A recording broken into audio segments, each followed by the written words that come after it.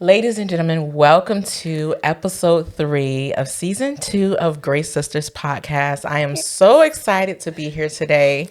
Grace Sisters is a space for grace where you can tell your grace story and inspire the next sister. I have today the beautiful Brianna Galloway. Likewise. Welcome, Brianna. Thank you for having me. Thank you for having me. I really appreciate it, Kaylin. I'm so excited. And congratulations on season 2. This is a big deal. God bless your obedience. Yes, season 1 was a struggle. If y'all want to watch it, y'all can, but y'all may not recognize me. Anyway. But I'm excited to start this journey again. It's been a long time coming, and I know that there are people who will be blessed and encouraged by each episode. And I really pray the same for this episode, that you get something meaningful and encouraging out of how we speak and what we speak about. It's not about bringing judgment to anyone. It's not about being superior to anyone, but we just want to encourage the next sister. Yeah. Just tell us a little bit about yourself, our connection, and how you began your spiritual journey. Okay. So I am a church girl through and through. Yeah. But most of all, I've always been really creative. I love to write. I've always liked to sing. Anything musical, that's something that I truly love. Mm-hmm. We met at church, and we sang together. We did a little bit of everything together. Youth choir, youth ministry, everything. They kept us busy. Yes. Oh my goodness. But even after that, my walk with God didn't get serious until I left. So who I am today is because I left the familiar places. Wow. And went somewhere completely That's a new. Message, girl. Yeah, it changed my life. Wow. I went down. I was living in Atlanta. I left Virginia. I lived in Atlanta, and I thought, I've had enough. I've known God my whole life. I feel like everything is in disarray. I'm over it. I knew I was smart enough not to curse God, so I knew that. But I took a step back because I just genuinely felt like over the last, it might have been 5 years prior, I just felt like God didn't hear me. Either that or he was just testing me like there was nobody else in the classroom. Wow. And it wasn't until I went down there, God separated me from everything and everyone. I didn't even tell a lot of people that I moved. People didn't know that I lived in Atlanta until I was there for about 1.5 years or 2 years. My own best friends didn't know. Surprise. Wow. They did not know. It was personal. Ended up going down to a church. That's where I really learned about praying, gifts of the Spirit, fasting, really communing with God, learning how to pray for extended hours. I didn't know, New Community, they would pray, and we used to do our fast, and I was like, all right, y'all are fasting, not me. Right. But yeah, so that brought me to this point. And then grief changed me. Grief brought me to this space. If it wasn't for grief, if it wasn't for experiences, I wouldn't be the woman that I am today. And I think I am who I am today because I appreciate it more. I know what it's like for God to bring me out of darkness. I know what it's like for God to literally snatch me out of hell. So wow, that's why I'm here. I'm still goofy. I'm still all over the place. I'm one of his sliding down the wall children. This image of you sliding down the wall, just like all week, hair everywhere, just mascara, just grabbing for air. Yes, all of it. If he has to reach way down, I mean, way. Don't hurt your back, God. Do not hurt your back, because I was low. Wow.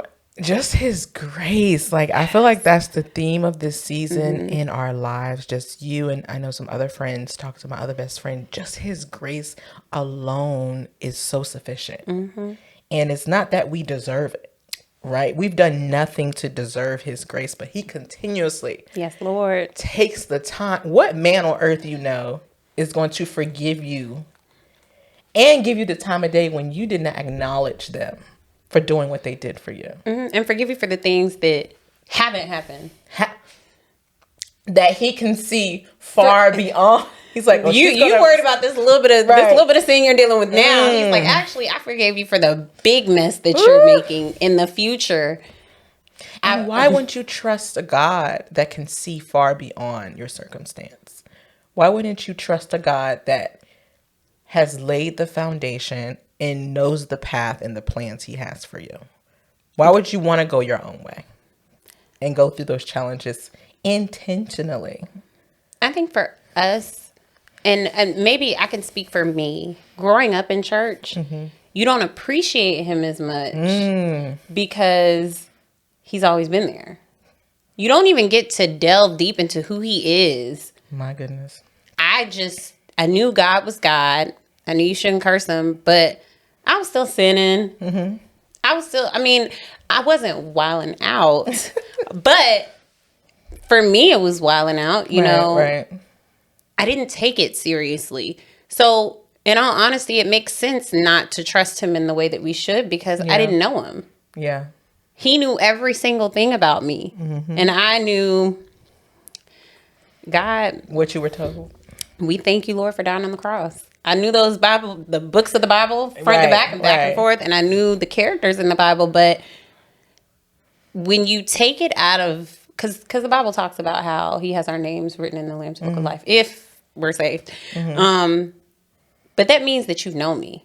Right. And he knew me when I was in my mother's womb. So that means all this time he studied me. He's taken the time to get to know every single thing about me in every stage of my life. You know the woman that I'm going to be 10 years from now. Yes. And you love that woman the same way that you love me here and now, just like you loved me in my mess.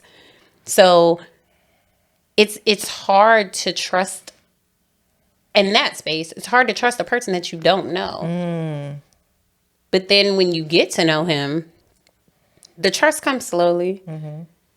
But you have to get to know him. So God will allow certain things to happen to you so that you get to know him because he knows you're not going to pursue him. That is true. That's a mouthful. A hot mess. Let me just soak that in. Let me just take that in real quick. Because I'm sitting here asking rhetorical questions. She just dig deep. And just peel back the onion layers. I just think it's so beautiful when we come into the knowledge of God and you're never going to truly know him in his full capacity, but every level is greater and so beautiful. Because not only are you learning him, you're learning yourself because God is within us. He abides in you. So as you learn God is a deeper level within yourself that he brings out of you. And he's like, okay, you're capable of this because I abide in you. And just talking about your journey, seeing who you were 10 years ago, the same unconditional love. What man, what woman can you find? I'm so glad God is not like me. Because we would have been cast. I was just telling somebody the other day, I was like, if we were serving the God that on the spot, just ended your life for those sins. Because that Old Testament God was no joke. Listen.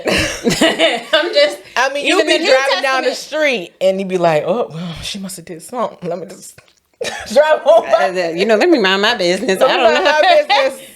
Somebody, done got laid out. But he's such a forgiving God. But we were talking about this, not to abuse his grace. Yes. Because it's easy to say, to have a premeditated decision, premeditated sin. And you're like, on the back end, the Lord's going to forgive me.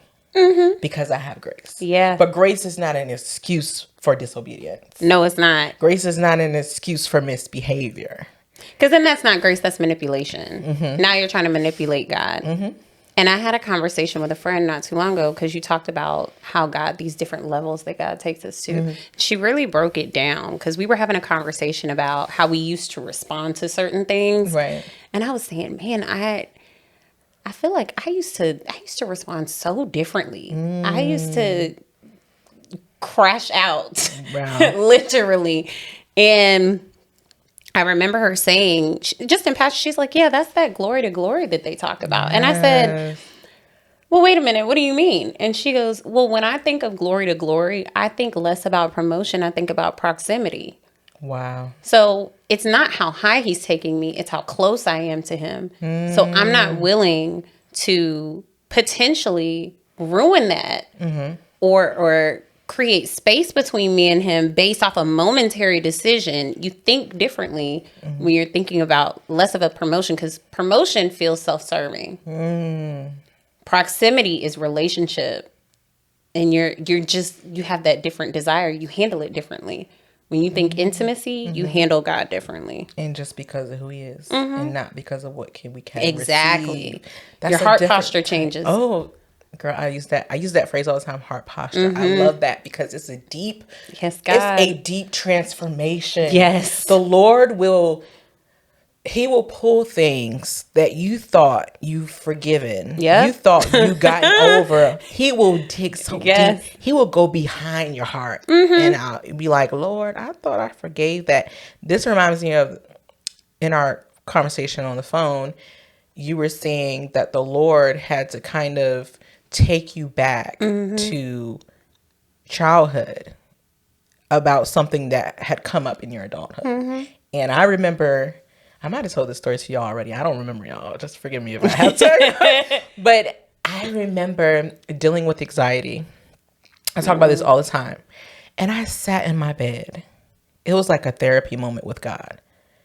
He caused me to weep and to cry it out. And then he told me to go back to high school, sit in the classroom and forgive the person who caused the anxiety over my inability to perform, my inability to problem solve. I carried that with me into adulthood. And the Lord was like, that is why when you see challenges, you see them as you're incompetent because you took on the burden in the words of someone else. Is so good. I gotta chill. And the Lord said, I closed my eyes and I felt myself in the classroom sitting in front of this specific individual, looking her in the face and forgiving her in tears. And when I opened my eyes, the feeling of the heaviness of anxiety, the heaviness of that 19-year-old girl was healed. Yeah. So I'm coming back to, in my 30s, showing up as that 19-year-old that was not forgiving. And I just got chills too. But the Lord will take you, like you said, heart posture. He will take you to those places that you need to be healed in. And the very first episode in this season, I was talking to my god sister, and we were talking about church hurt. And she's a mental health professional. And she was saying a lot of times it's more mental than it's, I mean, church hurt is real. That's what makes it so bad. Right. Church hurt is real. We don't want to dismiss that. But what I say is, dig deep into the root of why you're hurt. What's the trigger? Is it a trigger? Yeah. Because not everything is about the person. Sometimes it's like, okay, what is my trigger? What is my trauma that I'm not healed from? Yeah. Why am I so offended? Yeah. Why am I on the defense? Yep. With advice, opinions, critique. In general, yeah. Take me back. Sometimes a lot of stuff goes back to our childhood of unhealed wounds. And to even take it a step further, because I know in my deliverance walk, this is why it's so imperative that you don't let things continue to pass through the generations. Because I was dealing with unresolved issues from generations before. Ooh. We're talking like 3 to 4 generations back, and that's all I know. Right. I don't even know everything else. But I remember wondering why, for instance, the dynamic in my family was so different. Yeah. And God allowed me to sit. It was a Thanksgiving. God allowed me to sit with my mom and all her sisters. And the things they revealed were things that I had no idea about. Because remember, in the Black household, you just don't talk about things. It happened in the past, and that's where it stays. In the house. Yeah. And the things I heard, I was looking at so many different women that did not look like me, but I was a version of them. Down to the way we communicate, the way we talk, the way we engage things, the way we respond. And God was like, see, This is why I have to dig deep. It's not just you. So when you're thinking about things that are triggers, I started to approach them from the lens of, do I want this to continue to pass to my child? Would I be okay if my child had to deal with this? Because, maybe I'm goofy, but I'm okay if that passes down to my child. I'm okay if a little spiciness passes down, but rage, resentment, that's something that needs to be dealt with at the root immediately. And it's uncomfortable, but I'd rather be uncomfortable and give my child a fighting chance to live whole in Christ than live fragmented and not trust God. And you end up experiencing him later in life. Yeah. So there's gifts that are connected to so much that you can't even handle because you're just walking around so brokenhearted. Mm-hmm. And then not healing for your next generation will cause them to have to go through the same cycle. Twice as bad. And then wonder why the work wasn't done. Mm-hmm. Look back at you and say, well, why didn't my mother do the work? That's exactly what I did. And then I gave grace, right? Yeah. Because they weren't teaching the same things back then. A lot of those pastors were preaching, prosperity sermons. Yeah. And for that day and age, maybe that was necessary. But I think we should have sprinkled in a little bit more about the spiritual realm. But I understand why they don't delve deep into it, because it can easily be confusing or miscommunicated. If you don't understand and you don't do your due diligence by studying, you'll lead people astray. Which is why we have 50,000 people. We have the same leadership talking about zodiac signs. You subscribe to astrology and your members are trying to figure out, well, why do I feel so conflicted? Now you have everybody walking around with all these things. They've got evil eyes, astrology, stones, because they feel like this is what protects me. So now it becomes an idol, and the Bible says that there will be no other gods before him. That is an idol. And just because it's not a concrete stones in front of you, that is an idol. God is very intelligent. He cares about the natural and the spiritual. All of that. An idol is an idol. I think a lot of times, I'm not a leader in the church, but it's just my she opinion. led. I remember her sermons. Let's go back into the vault. Let's. Girl. Look. You talking about my little youth look. speaking? I wasn't up there. They said, you can do the announcements. They were like, you just sing and do the announcements. Brianna, stop. You were very involved. I wasn't preaching. I wasn't speaking. They were like, yeah, you just do the announcements. I was just coming into my gift, but in saying that, I felt very out of place. Like, there were times where I did. I felt very church? In certain circles, because church can be cliquish, right? That's for sure. When you're coming to your gift at a young age, it's still unfamiliar. It's almost like when you're tall and you don't know how to use your limbs yet, or you had a big head and everybody's still short. Yeah, everybody hasn't grown. And not calling everybody short, but I'm saying, like, it's almost like you see the potential in yourself, but there's no validation. No one that looks like there's no one to give language to it, right? So I felt like the Lord was calling me at a young age, but I didn't know how to put language to it. I didn't know where to put it. And so, yes, we were singing. Yes, we were praise dancing, but I knew there was something deeper that the Lord was calling me to. But because I didn't have nowhere to place it, in certain spaces, I felt out of place. Do you get what I'm coming from? Yeah. I felt out of place. And even in my friend circle outside of church, I was grandma. Yeah, because they didn't have the language for it. Always, because they didn't have the language for it, right? And I knew I had an old soul. Yep. And so that kind of translated like boring, kind of, safe. But the Lord was preserving me for such a time as this. I didn't like the way it felt. I didn't like the way it looked. But I was like, okay, this is going to help a lot of young girls who are trying to fit in, but trying to please God. And that's a struggle. That's a thin line for some young adolescents. You know what I'm saying? Because what does that look like? I know I went through this phase, and this is just me being completely candid. I would see so many people around me that were just so beautiful, and I remember just asking a friend, I was like, well, is it godly to have sex appeal? Can you?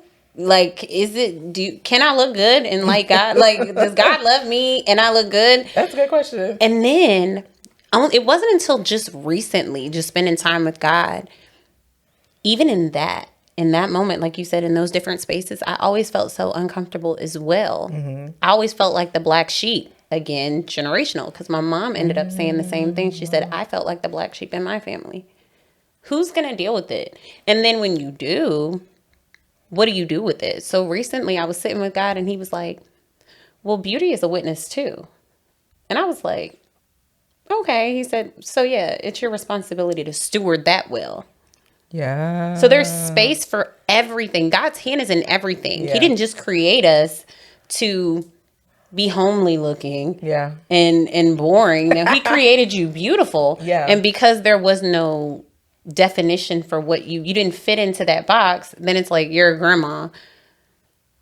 Because I got that all the time. Brianna's old. She's not going anywhere. Brianna's going to fall asleep first. And I am. But But even in that space, he was pruning you in that area too, because with the gifts that you have, right, they're not going to understand. They're not always going to know what that looks like, especially if they haven't done the work in themselves. Yeah. Because there's a lot of people walking around with gifts and all of this potential, but what is potential if it's untapped? Very true. Like, if we have, there's empty buildings all the time with potential. You could put a whole lot in there. Okay, identify a time where life circumstances pivoted your direction. Okay, I would say getting pregnant. I was not expecting it. I was on the track to get everything that I thought I wanted. I was getting ready to graduate soon. I was knocking things out of the park. I was finally where I wanted to be, and I felt like I knew where I was going. And then, boom, I get pregnant. It wasn't surprising. I mean, it was surprising. I didn't expect to get pregnant, but you know what the old people say.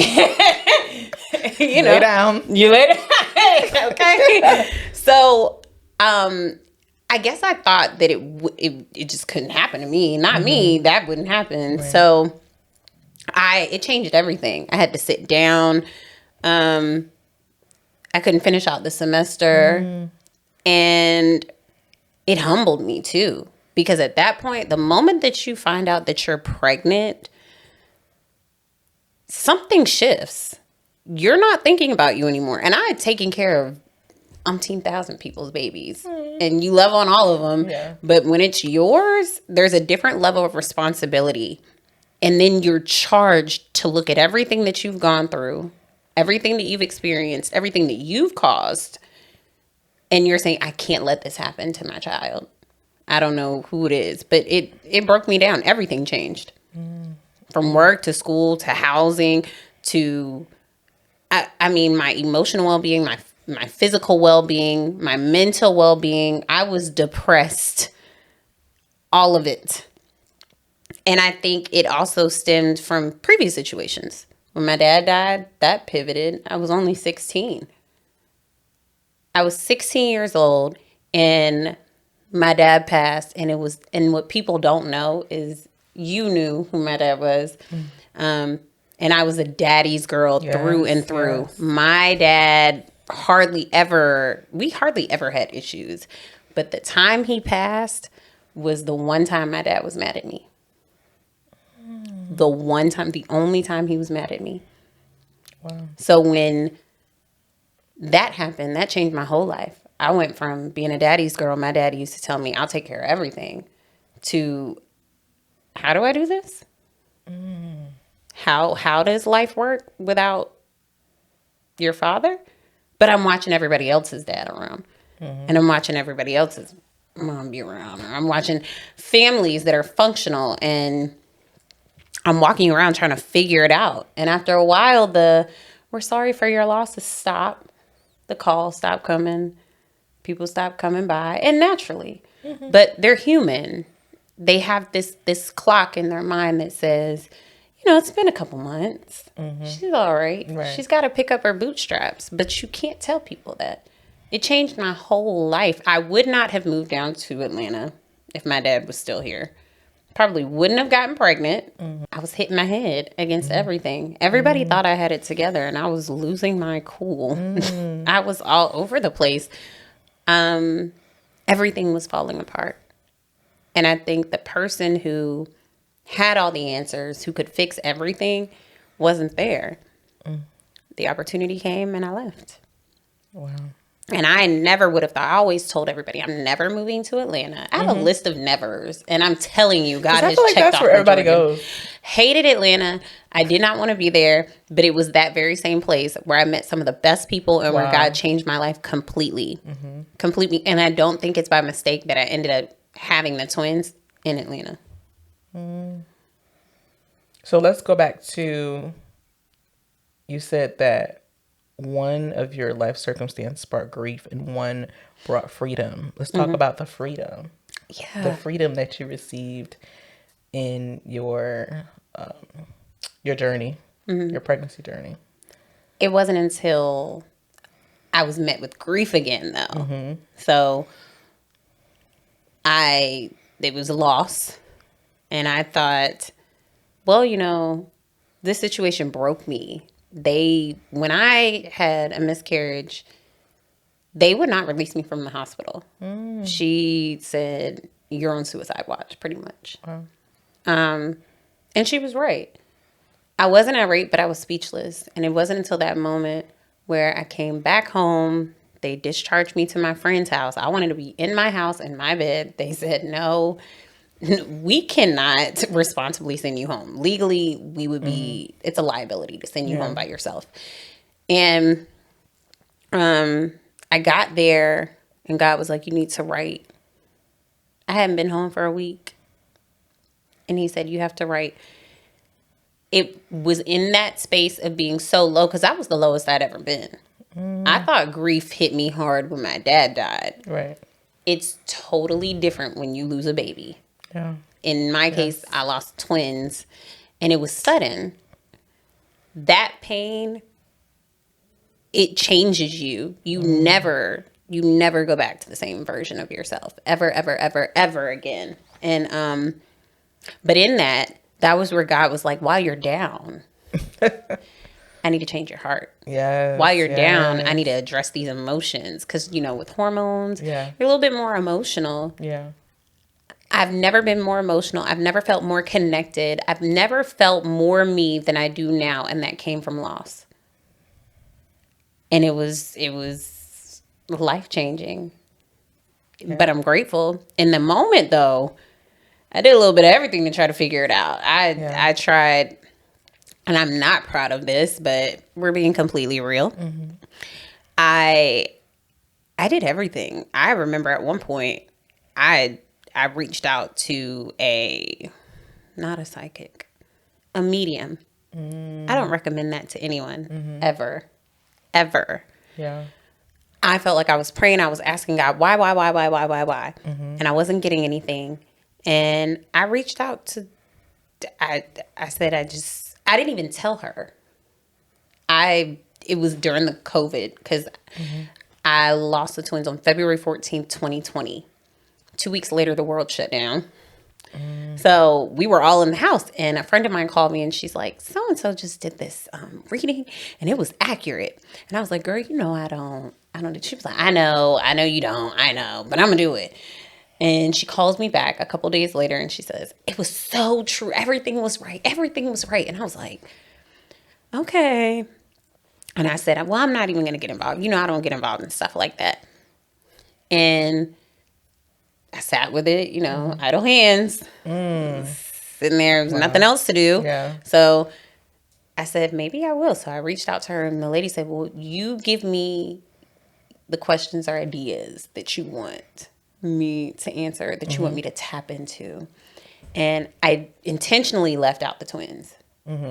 And she ends up sending me this video. So I send her a few things. I'm like, am I on the right path in life? Like, am I doing the right things? And at the time, God had already given me the project to write this book, right? Yeah. So she sends me this video. this is another thing that I think the church needs to really get a handle on. Witches do not look like witches. Mediums do not look like mediums. Like, they don't have this evil look. And this is no disrespect to the young lady. She was beautiful. Mm-hmm. In fact, it shocked me. It shows how naive I was in the spirit. Yeah. Because she gets on camera and I'm like, she's so sweet. Look at her. Hair pulled back. Deception. Just really sweet. Beautiful. Deception. I don't do cats in general, regardless, but I did see a cat and I was like, she's just so sweet. There was light coming in from the back door, everything. She was well lit. She goes, hi, Brianna. So I tapped into blah, blah, blah, blah, blah. And then she says, and this last card, something just happened. She was like, there was a death. And I remember bawling. And then she says, and there's something about creativity. And in the moment, and that's another thing, it's not about whether they're right or wrong. It's the source. And it's where that points you to. Because I think a lot of times people are like, well, my zodiac sign, whenever I read it, it's always right. Or so-and-so. And the doors you open. Exactly. The doors you open. We're not condoning a medium. No, we are not. Don't do it. Take it from me. You have to know your source. And it's what it does. Because immediately I felt guilt. Wow. But I remember feeling so seen in that moment. Wow. Because I was like, God, I've been praying. Okay. I've been praying. I've been asking you why. I did what you told me to do. God told me not to get an abortion when I found out I was pregnant, and I didn't. And then not only do I have a miscarriage, but I had a miscarriage on Valentine's Day. Oh, wow. Like, I felt like he had played a cruel joke on me, and I didn't do it to spite him. I did it because I was selfish. Wow. And even in grief, you can be selfish, but people excuse you for it because you're grieving. Right. But to some degree, you still have a level of responsibility, even if it's for your own soul. And at that point, I stopped caring about it. So all of those pivots brought me to this space. A bunch of mistakes, a bunch of hitting my head on the walls, a bunch of God really showing me who I was. Because remember, we were always made in his image. Yep. And I'm looking everywhere else to try to see a reflection of what I look like. And God is like, look at me. And I'm like, no, this space, Atlanta, this looks like me. And I knew it didn't. But God is like, you were made in my image. I know you. There's nothing anyone else can tell you about you that I don't know. And we know that. But I was angry with him because he wouldn't say anything. And you were impatient. Yeah. You were in a space where you needed immediate comfort. Yeah, I wanted to know now. Right. I wanted to know why I was obedient to you and you disregarded my feelings. And it's a very infantile approach. But what I specifically heard when God told me not to get an abortion, he said, I was laying in bed. He said, if you get an abortion, you and I are going to have a problem. Made me sit up straight in my bed. And I was like, all right. Remember, I had been praying about it. I was like, well, Lord, what? I kept praying. This is why I say we spent all this time in church. Nothing clicked. Nothing was clicking. I'm like, I'm praying. And I don't feel like God is answering. I'm like, Lord, what should I do? Literally thinking, should I get an abortion? Should I keep the baby? The right thing is to keep the baby. Even though you knew your moral compass. It wasn't there. And one day I was talking to my cousin. I said, I've been praying and I feel like God is not answering. And she goes, well, if you're asking God if you're going to get an abortion, I can tell you he's going to say no. I said, you're a genius. I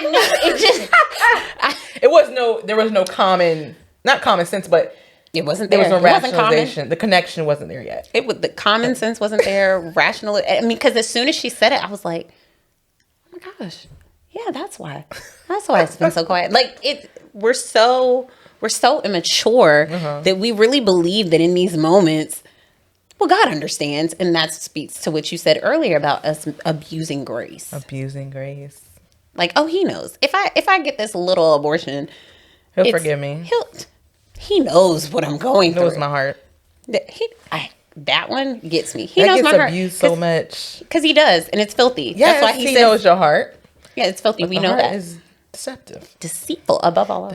And we think about time like he's clocking it. Yeah. When in reality, we have more control over the things that happen to us than we'd like to admit. we hold up a lot of our stuff. Girls, we tell God, I'm ready. I'm so ready. Just like you said, I want God at that time. We want God to give us an answer right then. Right now. And he's like, okay, if I give you the answer, I know where you're at right now in your spiritual walk with God. You're not there. Yeah. You can't handle what I'm going to give you. And in reality, we get mad because we feel like we know ourselves better. And we say, how dare God tell me I'm not ready when I want it? But you wanting it does not mean you're ready for it. Right. And I think that's just a beautiful pivot because it reminds me of him turning your mourning into dancing. Like they say, weeping may endure. Shout out to Ty Tribbett for that song. Only one night though. Only one night though. And I love that because it's like, okay, there is a time for everything. There's a season and a timing, and so you have a certain period to grieve, to weep.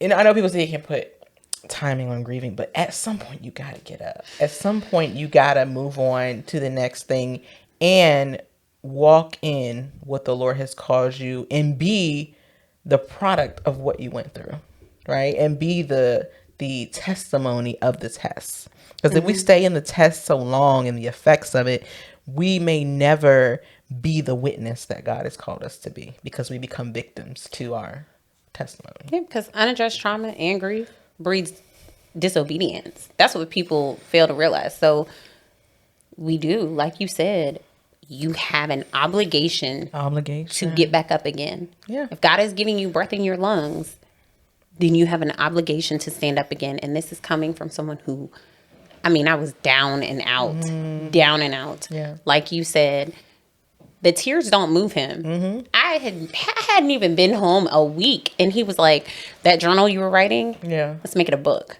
And I said, you're exploiting my trauma. I truly felt like God was exploiting my trauma. Right. And he did not care. I gave him every reason for why. I said, I'm embarrassed. I grew up in church.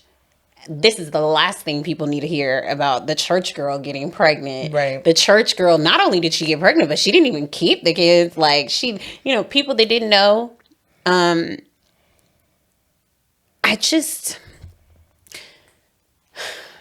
You will get to a space when you get tired. And you'll get tired of running. And you'll get tired of crying. Because like you said, when you're done crying, he will just be like, all right, so like, you want to start today? Right. Tomorrow? Listen. You want to cry? And then once it gets to the point where God knows everything. So he sees the people that are in connection to you. And because he loves you and he loves them, we walk around like he only loves us.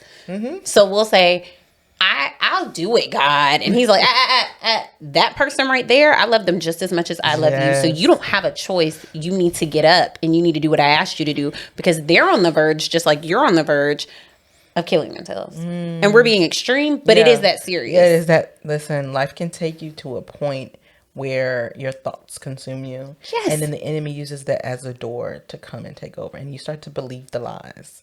And that's when God's like, all right, I've equipped you with the tools and the weapons to go into warfare and come out victorious.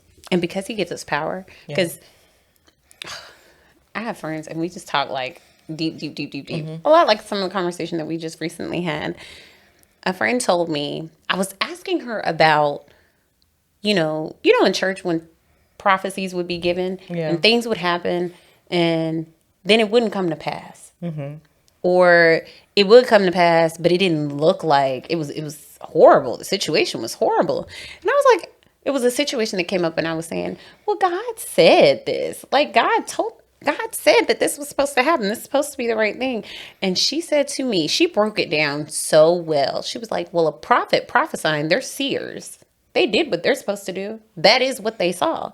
And she was like, the question is really not about whether they lied or whether God lied. It's whether you were operating in your permissible will or whether you were operating in his perfect will. And I said, huh? So, because I was on the phone, I said, now, huh? And she said, the prophet could have very well seen that. And they did. It obviously came to pass, right? So she said, the problem is, did they see it at whatever level you were in spiritually? Woo! Where were you at in God when they saw what they saw? And that's why the Bible says, take everything back to God in prayer. Test the spirit. Go back. That could have been the moment where you go back to God and he's like, if you don't get yourself together, this is where it's going to be. This is where you end up. And then it's not always a bad thing. It's a good thing, but it's not the best thing. And because God is not at a cutting corners type of God, he's like, okay, you think it looks good. So yeah.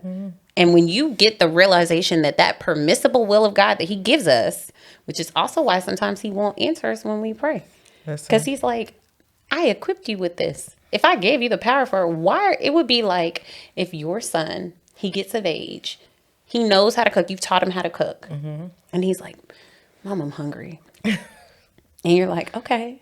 And he comes back. There's the kitchen. I'm hungry. He's always telling you when he's hungry because he's like, you can. So after a while, you're going to ignore him. Because you're like, I've told you what to do. You've been through enough. You've watched me cook you food all this time. I've told you when you're not hungry, and I've still fed you. So that's kind of where God does. And it's this immature game that we play with God. And then we get mad because he doesn't want to play the game with us. So he literally, like we would, after a while, you're like, okay. So I say all that to say, make sure your permissible will is aligned with God's perfect will, or you will go in circles and wonder why God let you do it, because he's a God of order and he's a God that honors even our yeses when he's saying no. I'm just going to soak that in.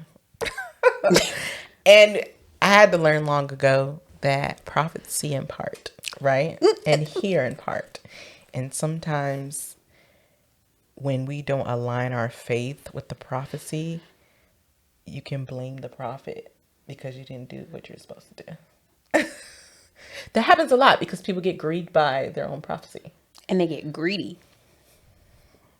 Yeah. They get greedy with the prophecy. But God is speaking, and we're all called to prophesy, right?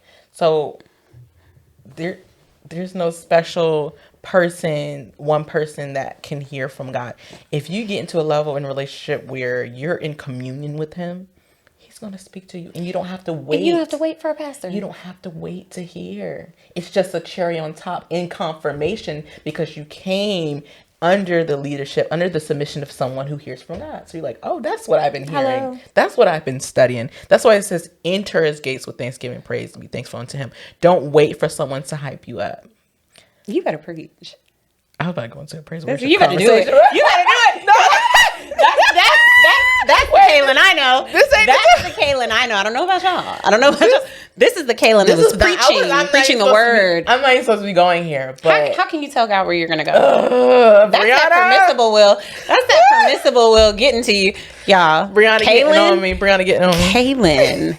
Y'all want a word? We're supposed to be talking about the book. We touched on the book, but Brianna is here. I really believe this conversation is divine and in purpose just because of the way it came about. But I want you all to check out her book. I just want to put a plug in. The Inevitable Abortion. She touched on it a little bit just about her journey and getting pregnant and how that came about. I'm not going to give you too much because you need to get into the book and read it and purchase it. But where can they find your book? It's on Amazon. We're currently trying to get it in Barnes and Nobles and different places like that. But right now it's on Amazon. Let's come into agreement right now. Come on. That it will be displayed. Okay. I want it on a shelf. And sell out. And look, look, she didn't write no ABC. 1, 2, 3. Ain't no pictures. Look. No, at all. He was like, you gonna write? Right. Listen, and I am a writer at heart. I took journalism. I remember I was an that. English major. I am a writer at heart. That wasn't my first major, but we ain't gonna talk about it. That was my first choice. Nova State. But anyway, we'll cut that out. They'll do an issue. I wanted to do speech pathology. I want to be a speech I remember you were saying that. But they really talked me out of it because not enough people was interested. They was like, you either need to transfer to you or change your major. I was forced to change to English, which I did not want to do. I wanted to be a speech pathologist. I remember you would go around church and tell people that because I remember I had never heard of that. Girl, I they never heard make of that. dang. But anyway, I know the Lord had other plans. You for better me, do those vowels, the AEs and the I's and the O's and the U's. because you have to study like auditory processing and stuff Yes. like that, and then they help people with their impediments. And I was like, somehow the Lord's going to use me even in speech again. Like even with my, I hear you, Holy Spirit. Okay, He's giving me some Get into revelation. it. Yeah. Even with Gracefully Poised, that's my LLC, helping people be confident about giving speeches. So in some way, I'm tapping into that without going the degree route, but the Lord's going to use me another way. Ooh. But Inevitable Portion, please get it at your Amazon. I'm about to say your local Amazon. Wherever it is, locally, at home, on your phone, or your iPad. Amazon.com. Y'all know how to get on Amazon. Going back into, I'm losing train of thought. Let him use you. Let him use you. But we were just talking about this thing because the expectation, and this is a wild pivot, but the expectation for people to come into a place and use, I hate to say praise and worship, we'll just say it. I'm going here for some reason, as a crutch. Because I feel like if you have a genuine relationship with God, you will carry the glory with you. It's on you. And you're not waiting for someone. I remember doing praise and worship, and something came over. I remember this one time when they asked me to do praise and worship. I used to be so nervous. Yes. She was good. The Lord arrested me that night and said, He made it serious to me, right? I fasted that weekend. I wrote the songs down. And when I tell you the atmosphere shifted like never before, and He was like, this is what it looks like to carry the glory, to come, to enter His gates with thanksgiving and enter His courts with praise. Not to have the expectation of someone pumping and priming you, because what is your reason you're there? What is the reason for you to come into haven't I done enough for you to just be a walking, living, breathing testimony of my goodness? So when we come, of course we go through things, right? But do you know how much exhausting energy it takes? This is a whole nother podcast. Nope, get into For it. one person to pull and push and prime. You know, we hear that like push. We're not here to entertain you. We're not here to entertain you, but it's something about when you have a genuine communion with God. Yes. Where you just bask in His presence, and everything you do is to please Him. We're not perfect, but everything you do is to glorify Him. He rewards you by allowing His light to shine through you. Yeah. And you carry the weight of the glory. Yeah. It's just a beautiful thing. And it would happen more if we viewed it like that. So when you went on that fast, you got intimate with God.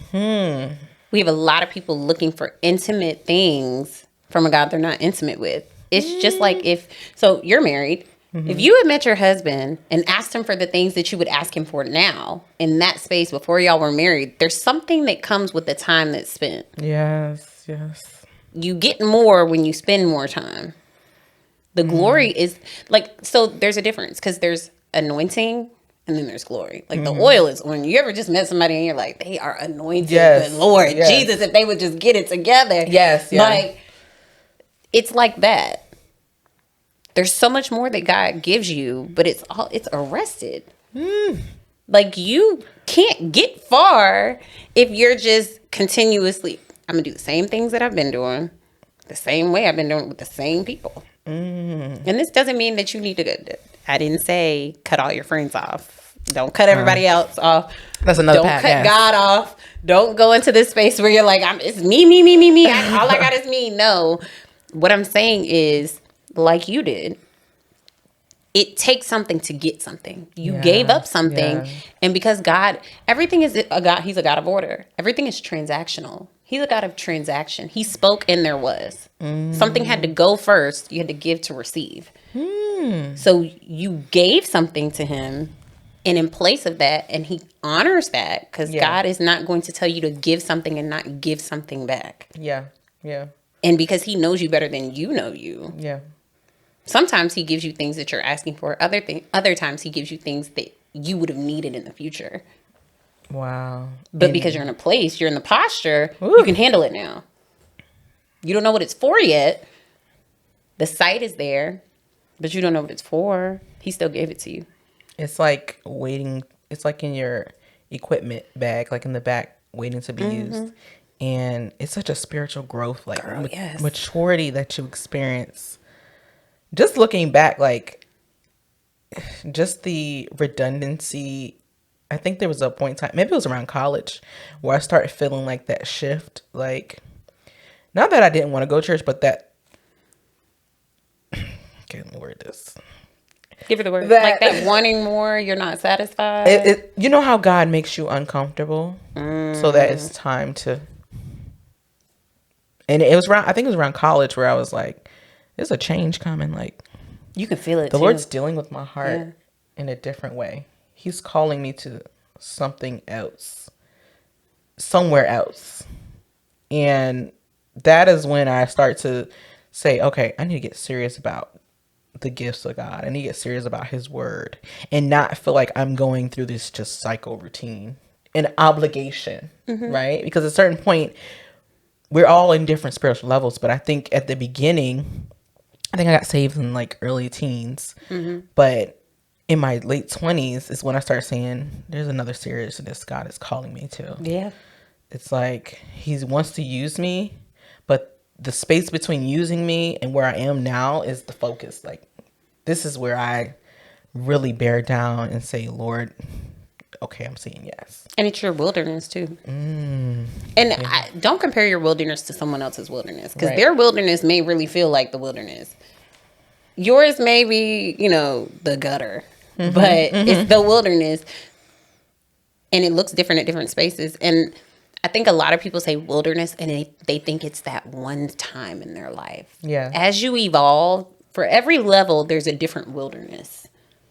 And that's something that I had to learn. I felt like once I go through this long wilderness, it's like, oh Lord, I know myself. You never, ever, ever, ever completely know yourself, because if you did, then that would mean that you have now met God. We're made in his image. Right. But you will never fully see yourself the way that God sees you. And people are like, I see myself the way God does. I don't believe that. Okay. Because if we didn't, now you can get an idea. Yeah. And he loves me so well. He sees in me what I don't see in myself, but you don't see it. You don't always see it. I think because that human element doesn't allow us to. Yeah. But we can see ourselves like in the confidence of God. Exactly. But I don't think we can have the full capacity of his grace, like his mercy, like, because he sees us unblemished. He sees us unfaltered, and he covers us. We're covered in his blood. So I think the idea of saying we're covered in the blood is one thing, but seeing ourselves, because we're constantly on ourselves. Like, we're constantly I'll speak for myself, in your head, right? Please. That's for me. Second guessing. And even when you're in the will of God, you still struggle with second guessing. You still struggle with, am I doing the right thing? Am I moving the right way? But I often say, I was just telling my best friend this, I was like, if he's ordering your steps, that is the confidence enough to know that you've placed your life in his hands and he's guiding you. So then I have a question for that. Because you're talking to a fellow person that anxiety through the roof, and we bless God for healing. Yeah. But like you said, you have to do the work. Yeah. So how do you differentiate between God is ordering my steps and he's not? Like, or maybe I'm ordering my own steps, or my traumas are ordering my steps, or the individuals around me that are influencing me are ordering my steps. How do you know that it's God ordering your steps? Because I feel like that's where a lot of us, especially when, like you said, you felt that shift. Yeah. I can't speak for you, but I'm sure that at some point you were like, is this God? Is this me? Am I tripping? Am I okay? You don't know for sure. Yeah. So how would you respond to that? Because what does that look like? How do you know that it's God ordering your steps? I think it's an unexplainable discernment. Okay. So they have to be still connected. Still connected, because God can deepen. You can ask for a depth of discernment like no other. Just like being around people, walking into a room and being able to feel that spiritual energy that you're not where you're supposed to be. And sometimes he allows us to, I believe God allows us to have some missteps so that we come back to him. Yeah. We have And you don't want to get so far into making moves that you're no longer humble or can be humbled in the presence of God. Right? Yeah. Because we can make decision after decision. You can get on such a high with God that you're like, the Lord's like, all right, bring it back in. Yeah, you made it, but don't forget who took you there, who is here. And I think the Lord kind of reels us back and allows things to happen. Yeah. So it's that free will as well, right? Yes. I think that's why he gave us, like you said, the perfect will and the free will. Because in the free will, you learn, I still need him. Yeah,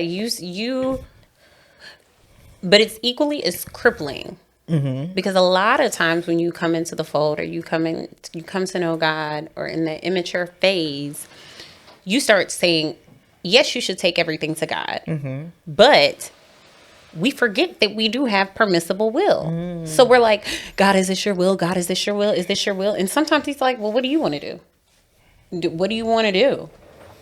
Like, not everything is for... There are decisions that he's going to make, and there are things that are going to align with his will. You have a vision for your child, right? Yeah. You know what God has called him to be. Do you care if he plays soccer? Do you care if he plays basketball? What if he decides that in at some point in his life, he's like, you know what, I think I want to take up public speaking. You're going to say, what do you want to do? Right. Because all of this, the family unit is an extension of who God is, right? Right. And because he's this great big vast God, we couldn't be male, female, and everything else in between. But he is that. Like, he encompasses all of that, all of those feelings, all of those emotions. So in that space, that's how I like to think of it. That's where I try to remind myself what the permissible will is, because it's hard to break down. It's that the vision is still there. The goal is still there. You're still on the right path. You're going to tell him you have to go to school. Yeah. You still have to, I don't care.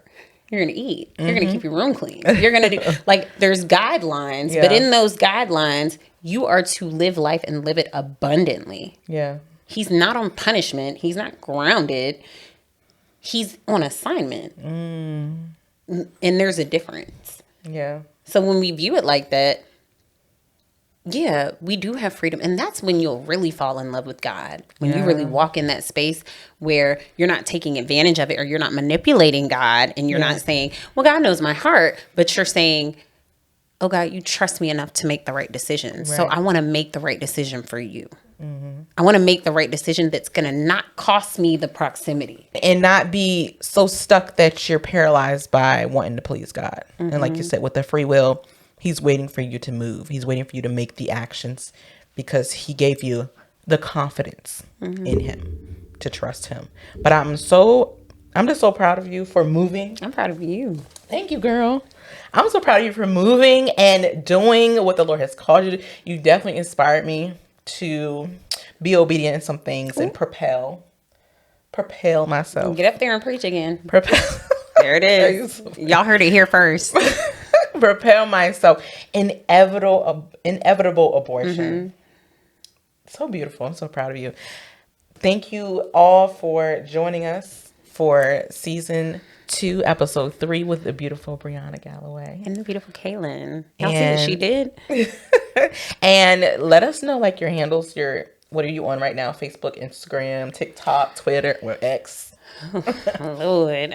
I'm on Facebook, Brianna Janae. My Instagram handle is at b.janee, Janee. Okay. I have a TikTok. I don't use it. But I might, because that's something God has been working on me on. Okay. So stay tuned. But that one it's B Janae. No dot. And so, do you want to give any final words to our ladies, our sisters? Yeah. Actually, yes. Immediately, yes. Remember to give grace. If there's anything that I've gone through with all the pivots and all the changes, I know grace because I needed grace. And I think that God allowed me to go through certain things so that I could give grace more freely. I don't harbor what I desperately needed before. He gave it to me. And so he gave it to me and I didn't even deserve it. But now that I've experienced it, when you've experienced something so good, you kind of want to tell everybody. Treat grace just like that. Mm-hmm. Beautiful. Beautifully said. You're so well spoken. Thanks. That's amazing. All right, thanks. Thank you all for joining us, Grace Sisters. I hope you all were blessed and encouraged. And stay tuned for our next episode. Be blessed. Yes. Grace Sisters.